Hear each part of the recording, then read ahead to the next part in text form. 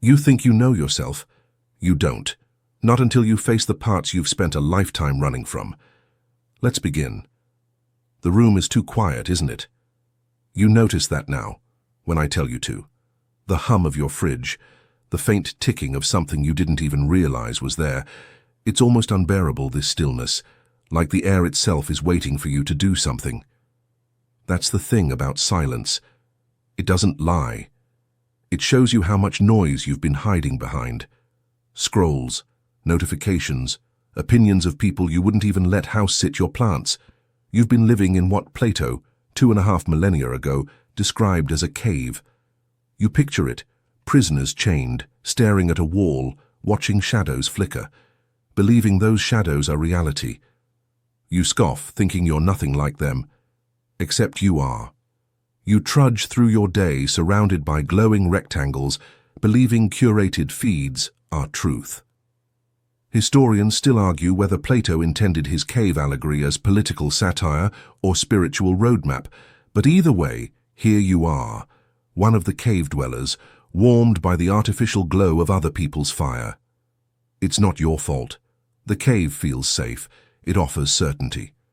Shadows don't ask you to think too hard, and when someone turns toward the blinding light of the exit, everyone else laughs or throws rocks, or worse, unfollows. Yet, deep down you feel it, don't you? That itch that won't leave.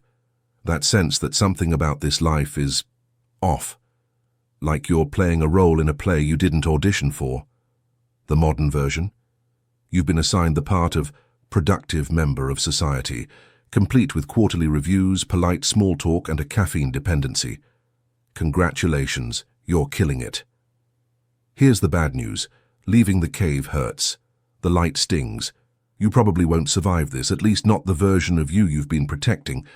But the alternative is worse, staying chained, mistaking flickers for truth, living a life that ends quietly, unnoticed, like an app that crashes and never reopens.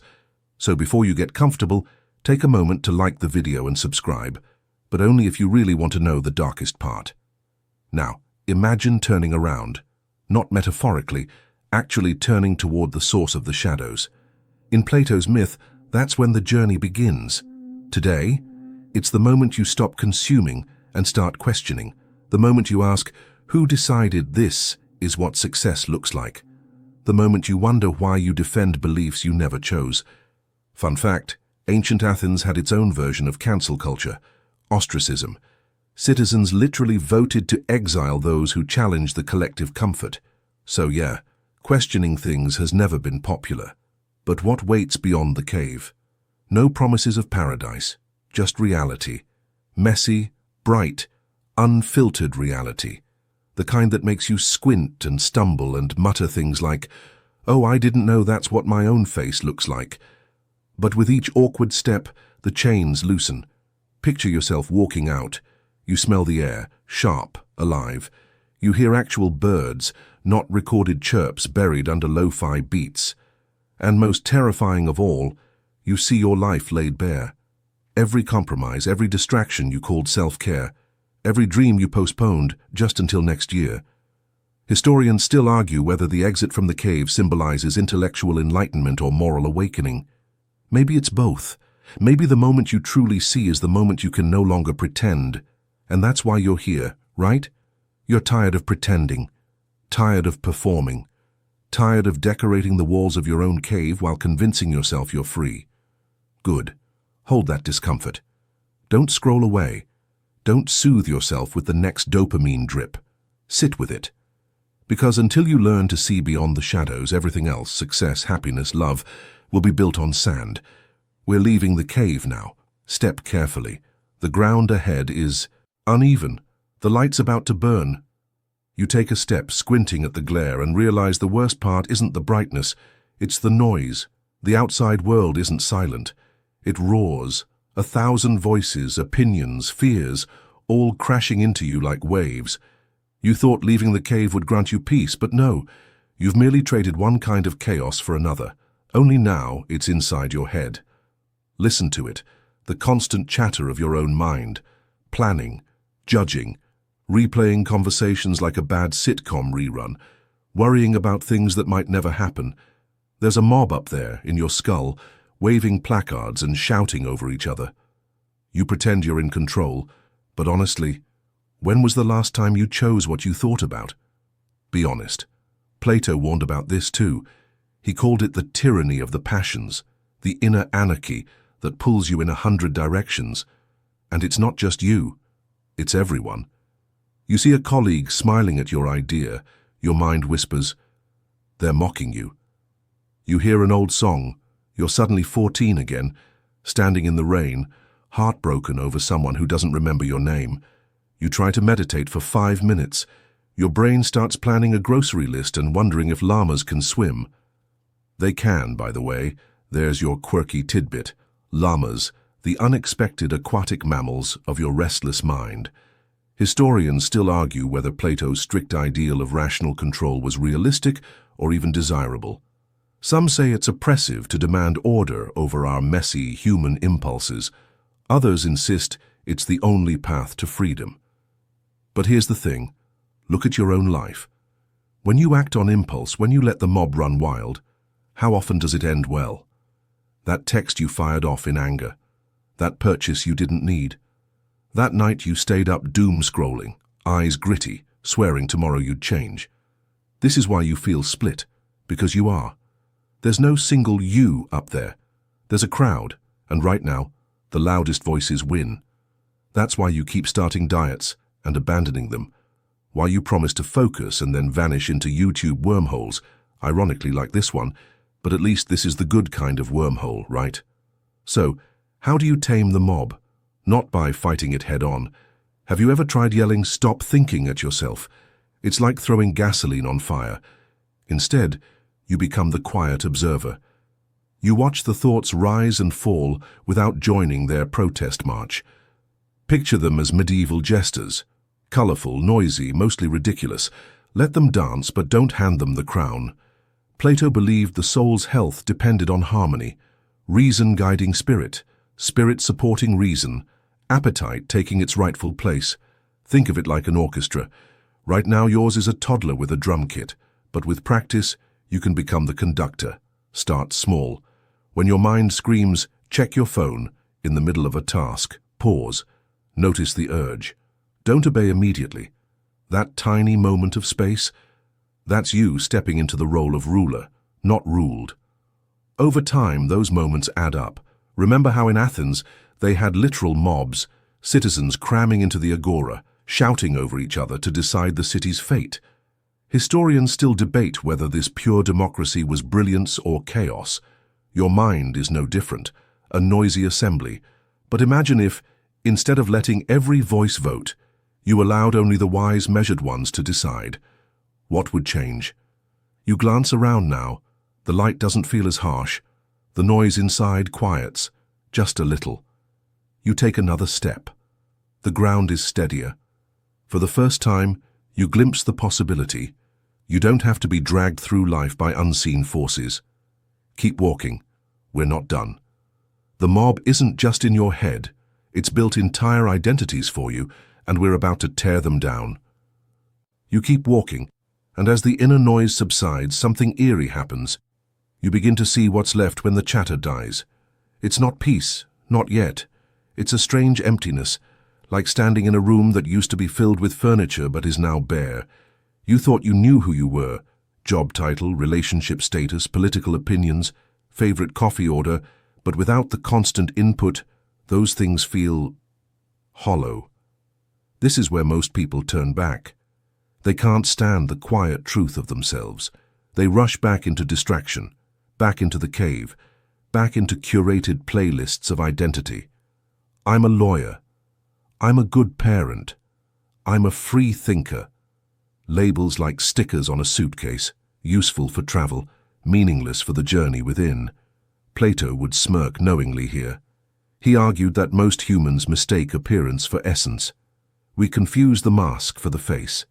In his dialogues, Socrates often stripped away people's certainties until they were left stammering, exposed. He did it so relentlessly, they killed him for it. Historical fact: Athens executed Socrates in 399 BCE for corrupting the youth and impiety, which basically meant making people question things. And now here you are, feeling that same discomfort. You realize you've been living as a collage of other people's expectations. Your career path, influenced by what was respectable, your beliefs.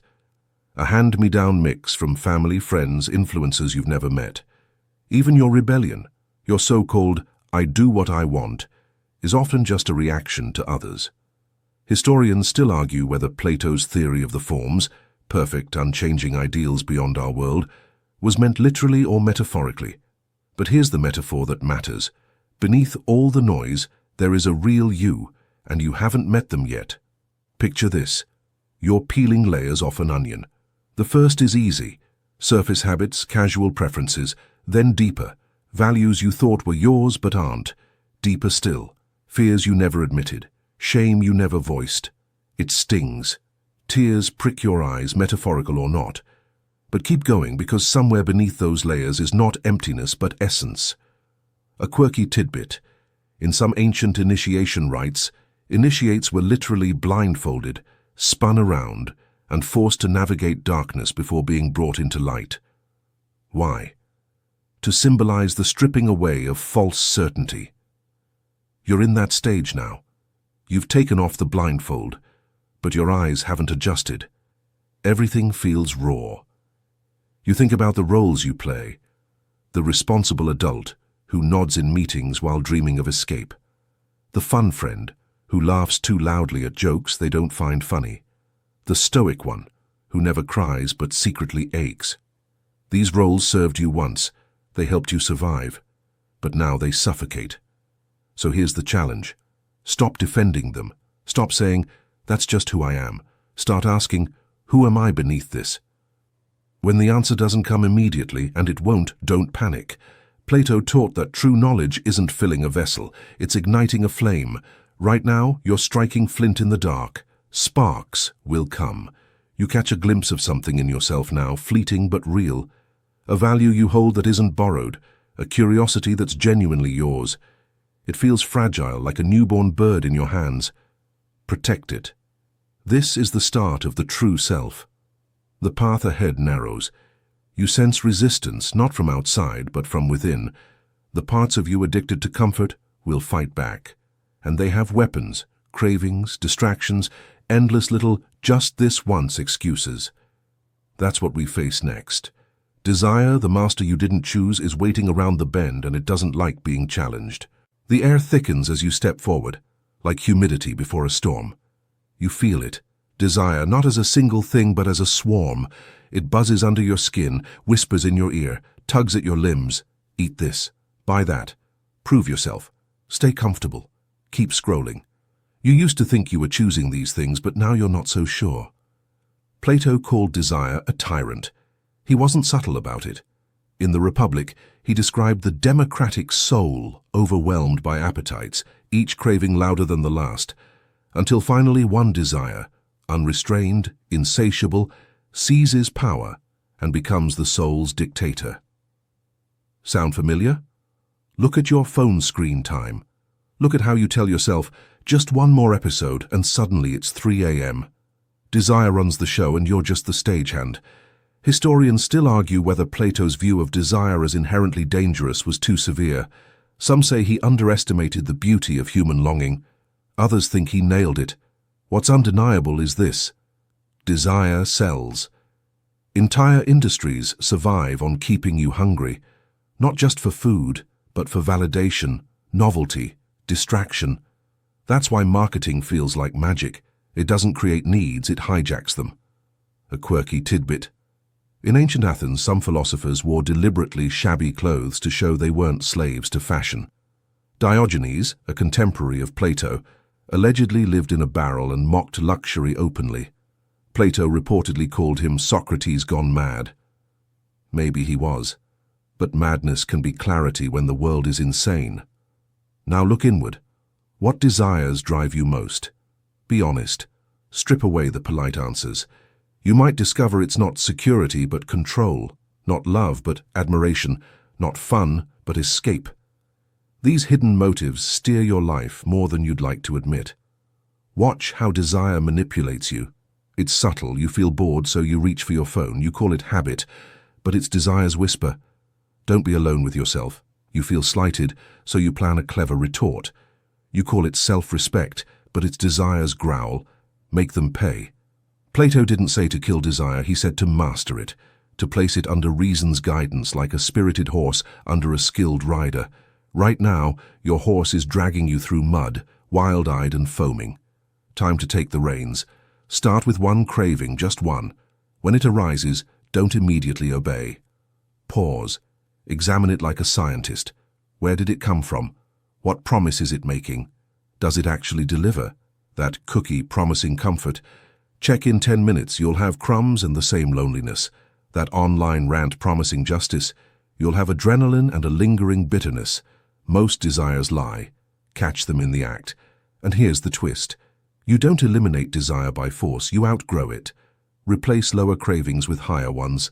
Trade the urge to numb for the urge to know. Swap the hunger for applause with the hunger for truth. Slowly, the tyrant weakens. The ground beneath you steadies. You feel a flicker of control. Real control. Not the fake kind where you white-knuckle through willpower for a week and then collapse. This is different. It's the beginning of sovereignty. But control alone isn't enough. Desire may be tamed, but what leads now? Without guidance, you risk becoming cold, mechanical. You need something else, reason, the forgotten king of your inner world, and he's been waiting for you. You feel him before you see him. Reason, waiting like an old king in a crumbling throne room. Dusty, ignored, almost forgotten. You've let other forces rule, desire, impulse, fear, but he's still here, patient, unimpressed by your excuses. Reason isn't the same as thinking a lot. If anything, you've been overthinking for years. That's not reason. That's noise in a lab coat. Reason is clarity. It's the quiet ability to see through fog, to ask, what is true, before, what feels good. Plato built his entire philosophy on this. He insisted the good life wasn't about chasing pleasures, but aligning with truth discovered through reason. His teacher, Socrates, he annoyed everyone by questioning everything until they either learned something or stormed off. Historical fact. At his trial, Socrates said the unexamined life isn't worth living, probably the most stubborn mic drop in history. Historians still argue whether Plato's emphasis on rationalism made his philosophy too rigid, too dismissive of emotion. Maybe. But look around. When's the last time you saw someone destroyed by too much clear thinking? Compare that to people wrecked by acting on panic, rumor, or gut feelings fueled by caffeine and Twitter. The quirky tidbit. In medieval manuscripts, reason was often painted as a crowned woman holding a mirror, because reason reflects, doesn't invent. It shows things as they are. And that's exactly what you need now. A mirror, not another mask. You stand before the king, and he asks, without words, do you want to rule yourself, or keep being ruled? To answer, you must do something strange. You must trust this part of you you've neglected. Start simply. When faced with a decision, pause and ask, what's real here? Not, what do I want? Not, what will they think? What's real? Try it with something small. You're irritated at a friend. What's real? They forgot to reply. Not, they don't care about me. Just, they forgot. The drama evaporates. This is how reason returns, not as a dictator, but as a guide. It doesn't silence desire, it steers it. It doesn't erase feeling, it integrates it. Imagine an inner council. Desire brings energy, spirit brings courage, reason brings vision. When reason leads, the others fall into harmony. Feel it? A slight lifting inside, like your shoulders straightening without you noticing. For the first time, you're not a puppet pulled by strings you can't see. You're beginning to be the one holding them. But this isn't the final form. Reason alone is abstract, disembodied. To live fully, you need to unite all your parts, the hungry horse of appetite, the fiery horse of spirit, and this king of reason. Plato had a name for this union, the tripartite soul. And if you can master that, you won't just survive, you'll flourish. Ready? Good, because the horses are restless and it's time to ride. The ground opens into a wide plain, and there they are, your horses. Two of them tethered to a chariot you didn't even know you owned. One is dark, powerful, nostrils flaring, eyes wild with hunger. This is appetite, the part of you that craves food, sex, comfort, validation. The other is white, proud, its head held high, muscles taut with energy. This is spirit, the part of you that seeks honor, recognition, victory. And you? You're the charioteer, holding the reins, or at least you're supposed to be. Plato's image of the soul as a charioteer guiding two horses wasn't just poetic, it was diagnostic. He believed human excellence comes from balance, appetite providing drive, spirit providing courage, reason guiding both.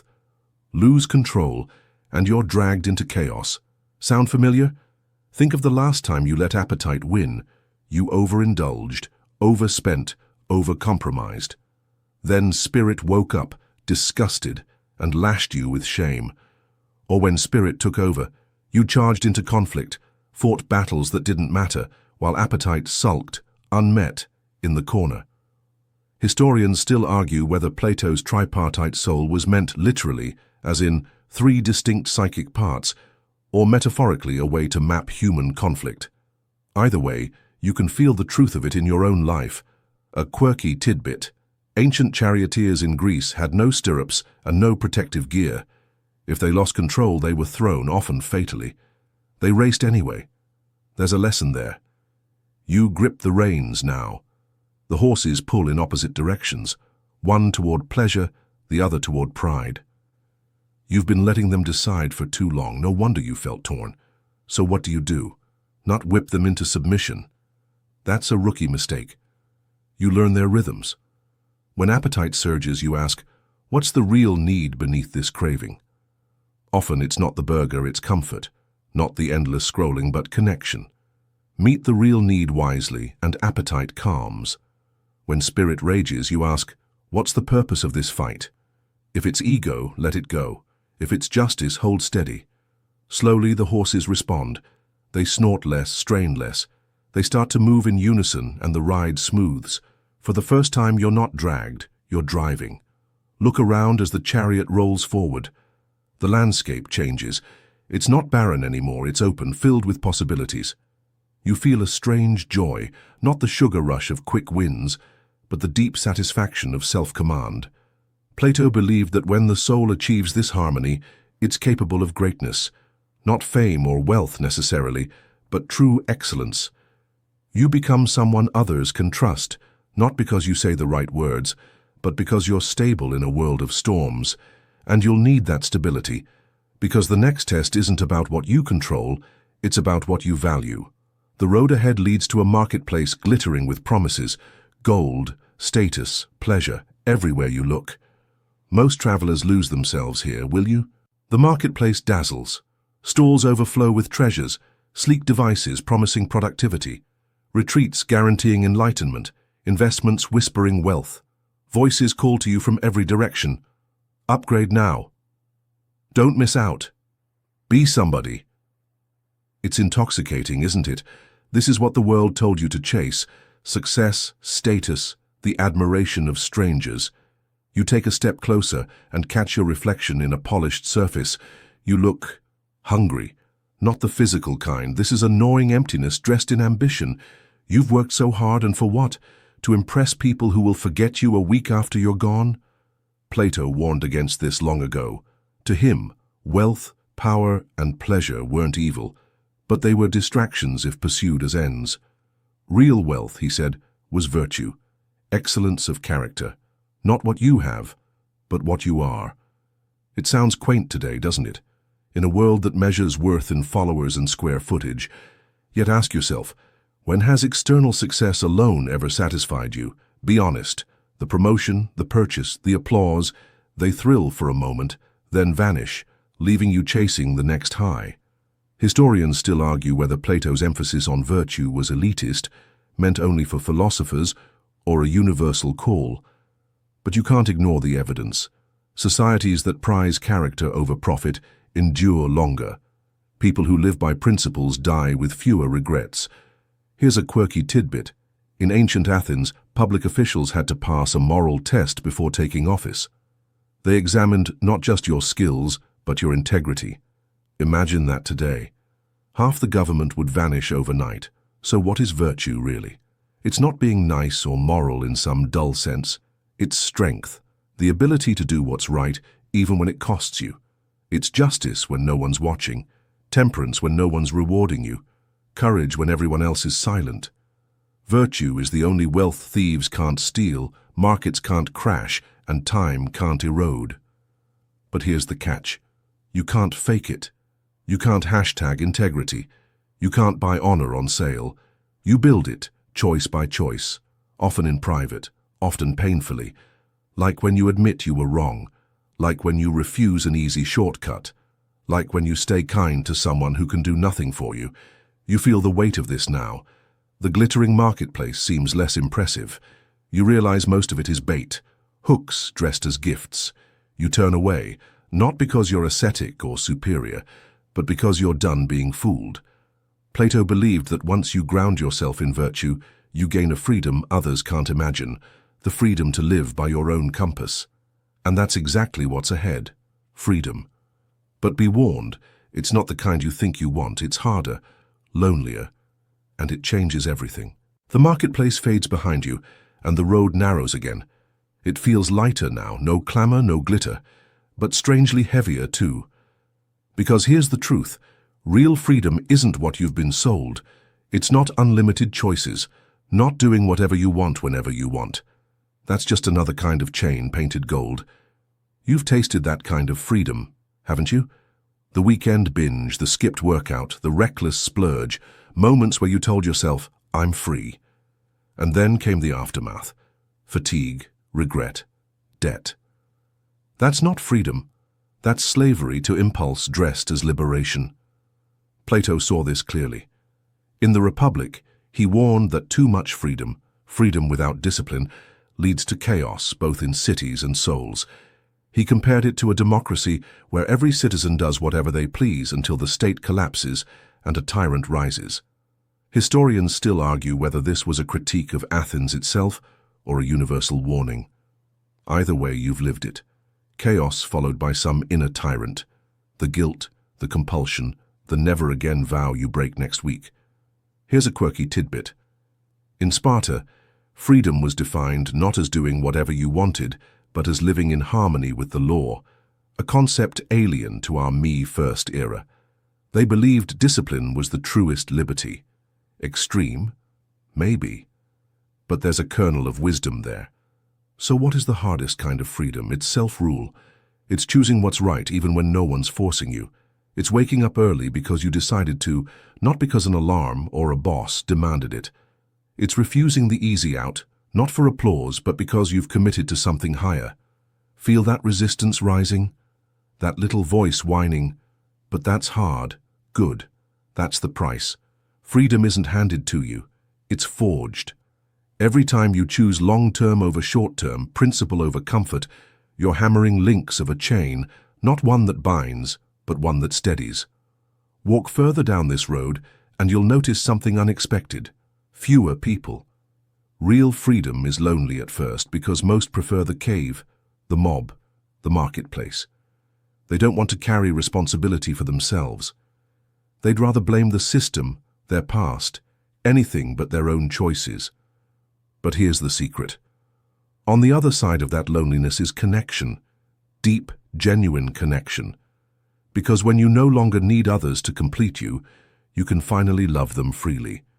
Which brings us to the next challenge. Love that elevates, not consumes. Love has always been a dangerous word, not because of what it promises, but because of what it often becomes. You've seen it. Love that suffocates, love that drains, love that chains itself to you like a needy pet.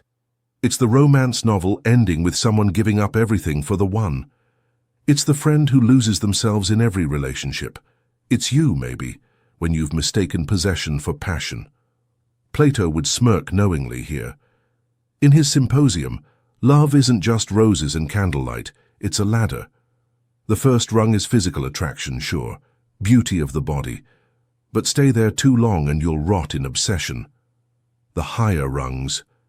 Beauty of mind, beauty of soul, beauty of truth itself. Love isn't supposed to trap you, it's supposed to pull you upward. Mainstream historians will tell you this was radical for its time. He was talking about love not as mere desire, but as transcendence. Yet quirky fact, there's evidence that in certain Athenian symposiums, philosophical debates about love were paired with copious amounts of wine and flute girls. Imagine TED Talks with an open bar and a questionable after-party. Historians still argue whether Plato's ladder of love was purely metaphorical or if he genuinely believed romantic love could evolve into divine insight. Does it matter? What matters is how you love now. Look closely at your past entanglements. How many of them lifted you? How many left you dimmer than before? Real love isn't dependency, it's mutual elevation. It's being with someone because they spark your growth, not because they fill your emptiness. And yes, this applies beyond romance to friends, mentors, even ideas. Some connections are cages, others are wings. Here's the catch. To love like that, you must first stand alone. Otherwise, you're just clinging. This is why Plato's ideal lover was a philosopher, not because they were detached, but because they weren't afraid to lose. They loved fully without needing to possess. You want that kind of love? Start by asking one brutal question. Would I still want this person in my life if they couldn't make me feel special? If the answer is no, you're not in love, you're in addiction. So you climb higher, away from hunger disguised as love, toward affection that doesn't demand. And from this new height you see another horizon, the call to create, not consume, not cling, create. Creation is a terrifying word. It doesn't just mean making things, it means exposing the part of you that can be rejected. That's why you've kept your ideas in notebooks no one will read, why you rehearse brilliance in the shower but never speak it out loud. Plato would call that a betrayal of your own nature. In the Republic, he describes the philosopher as one who turns from the shadows on the cave wall to the light beyond. But here's the twist people forget. Once they see the light, they're meant to go back, to bring what they've discovered into the world of the blind and skeptical. That's you right now, hesitating at the cave entrance, clutching your vision like a secret treasure. Mainstream fact. The academy, which Plato founded, was the first institution of higher learning in the Western world, a temple to thought itself. Quirky tidbit. Some inscriptions suggest it was dedicated to the god of wisdom, but also to the muses, those flighty goddesses of art and chaos. Even Plato knew reason needs a little wildness to bear fruit. Historians still argue whether his emphasis on returning to the cave was an ethical duty or a tragic inevitability. Either way the message lands. You are not here just to escape the world. You are here to change it. So, what's stopping you? Fear of failure? People already think things about you. Do you really want their ignorance dictating your silence? Fear of imperfection? Everything begins flawed, even the Parthenon has cracks. The act of creation is an act of rebellion against inertia, against cynicism, against the little voice that whispers, "Why bother?" You bother because if you don't, the shadows win. Tonight, pick one idea you've buried, speak it, share it, build it. Yes, it might fall flat. Yes, you might cringe tomorrow. But creation is not about avoiding embarrassment. It's about refusing oblivion. And as you dare to bring forth what you are, you begin to taste something Plato believed was the closest a human could get to the divine. Freedom. Not the kind they sell in political slogans. The kind that can't be taken away because it isn't given by anyone but you. Freedom isn't the absence of chains. It's the presence of order. The kind you build from the inside out. Plato knew this. When he imagined the Republic, he wasn't really designing a city, he was designing you. Every soul, he argued, is like a state, chaotic when its factions fight, powerful when they serve a common purpose. Look closely at yourself. Who's running things in there?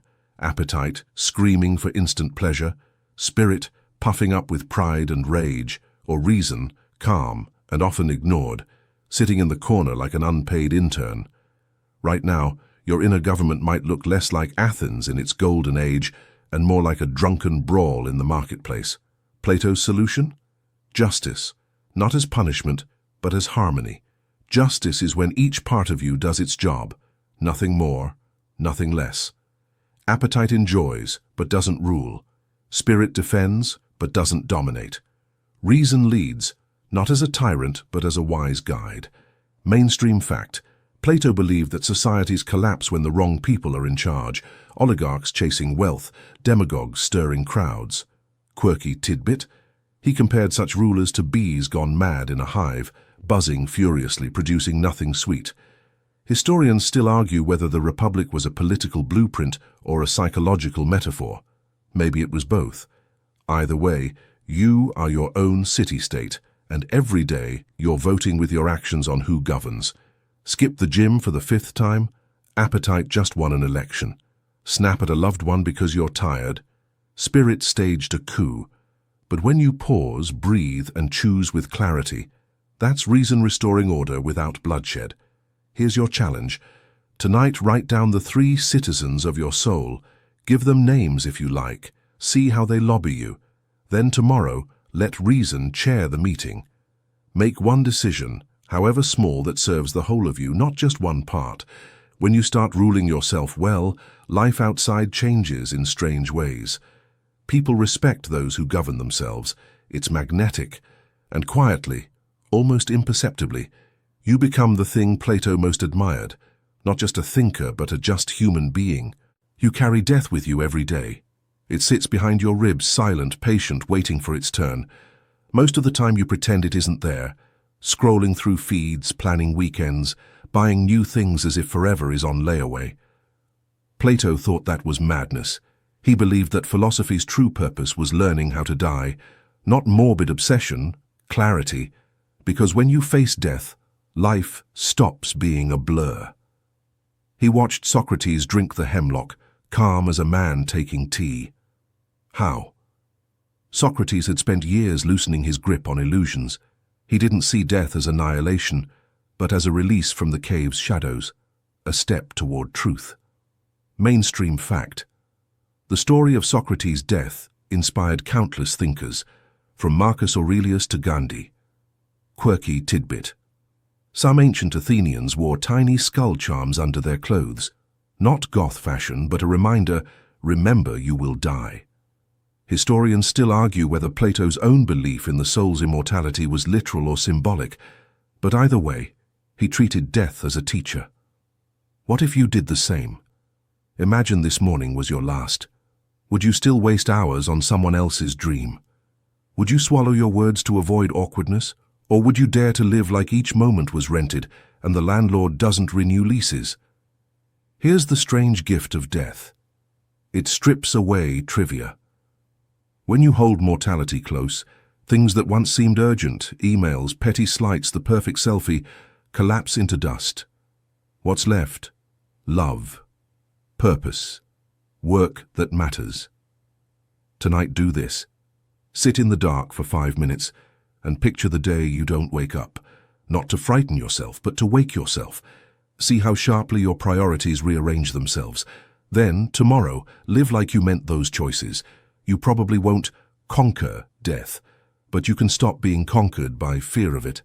And when you do, like Socrates, you won't just die bravely, you'll finally live bravely too. You think character is what you show others. It isn't. It's what you do when no one is watching, when the phone's off, when there's nothing to gain. Plato saw character as the true wealth of a human life. Everything else is borrowed: money, fame, even beauty. Only the way you shape your soul is yours to keep. He believed virtues, wisdom, courage, temperance, justice, weren't lofty ideals, but survival tools for a good life. Without them, you're like a ship without a rudder, tossed wherever the waves of impulse and circumstance take you. Historical fact: in his academy, Plato demanded that students not only study logic, but also live ethically. Dishonesty could get you expelled. Quirky tidbit: he supposedly once stopped a man from beating his donkey by calmly suggesting, "Would you strike your own soul so?" Historians still argue whether he truly practiced the virtues he preached, but the blueprint remains. So, what's your blueprint? You think you'll rise to the occasion when life tests you, but you won't. You'll sink to the level of your habits. Character is forged in the small things, telling the truth when lying is easier, keeping promises that bore you now, resisting the urge to gossip because integrity isn't situational. Ask yourself, what traits do you want carved on your tombstone? Not job titles, not follower counts. Traits: brave, honest, kind. Will your daily actions earn those words, or will people need to invent flattering lies for your eulogy? Try this. Choose one virtue this week, just one, and guard it like treasure. Each time you act against it, feel the theft. Each time you honor it, notice the quiet strength it gives you. Over time, these small acts stack brick on brick until you've built something unshakable inside. That's when you stop needing applause, because you've become someone you'd admire, even if no one else ever knew. You think you're chasing happiness. You're not. You're chasing the good, whether you know it or not. Plato believed that beneath every human desire, wealth, love, power, is a single hunger for what is ultimately worthwhile. He called it the good, the sun that illuminates all things. Without it, you stumble in darkness, mistaking shiny distractions for meaning. Look at your life, the constant scrolling, the late-night online shopping, the relentless climb up some corporate ladder. None of these are wrong in themselves, but ask yourself, to what end? What is the highest aim guiding all of it? If you don't know, you're not living, you're drifting. Historical fact: in The Republic, Plato described the good as beyond even knowledge itself. It's what makes truth knowable and life worth living. Fringe tidbit. Some scholars think this idea was influenced by mystery cult initiations he might have attended in his youth, where initiates were led from darkness to a final blinding light. Historians still argue whether the good is a transcendent reality or just a philosophical metaphor, but either way, the question it poses burns. What is your light? Consider how often you settle for substitutes: pleasure masquerading as purpose, approval standing in for self-respect, security pretending to be freedom. These are shadows on the cave wall again, and you nod along, thinking you're awake. To live by the good is to align everything, actions, thoughts, even desires, with something you'd die for. It might be truth itself. It might be love stripped of ego. It might be creating beauty in a brutal world. Whatever it is, you choose it consciously, and then you hold to it like a compass, even when storms tempt you off course. Find your good, name it, live by it. Without that, you'll spend your one life digging for gold in a desert of sand. With it, even suffering starts to make sense, because you're walking toward a sun that never sets. And now we arrive at the part where philosophy either becomes a bedtime story or a revolution in your veins. You've stared at the cave wall, wrangled your mind's mob, unmasked false selves, balanced the horses, reclaimed reason, and glimpsed the good. What remains? To act. Plato never wanted philosophers to vanish into libraries.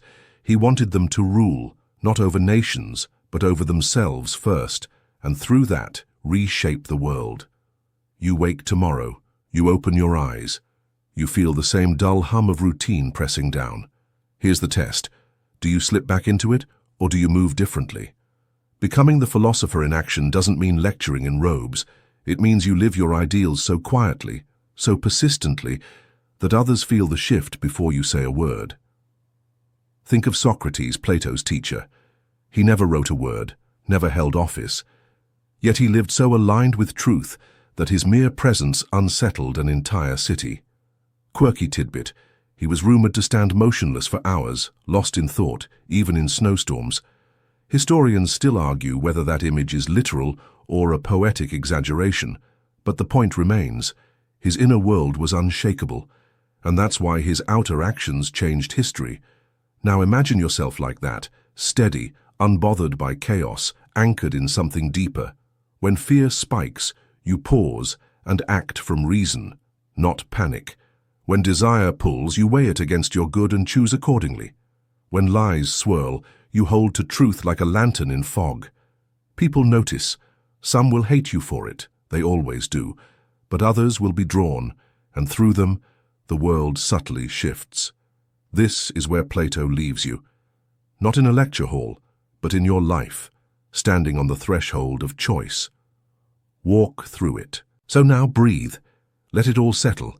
The cave, the horses, the good, they're not abstract anymore. They're stitched into you. You've walked through shadows and noise and found a still point. Stay here a moment. The world outside will roar again soon, but here, you're just you. Notice how the air feels on your skin right now, cool or warm. Hear the faint sounds around you, distant traffic, maybe a fridge humming, maybe nothing at all.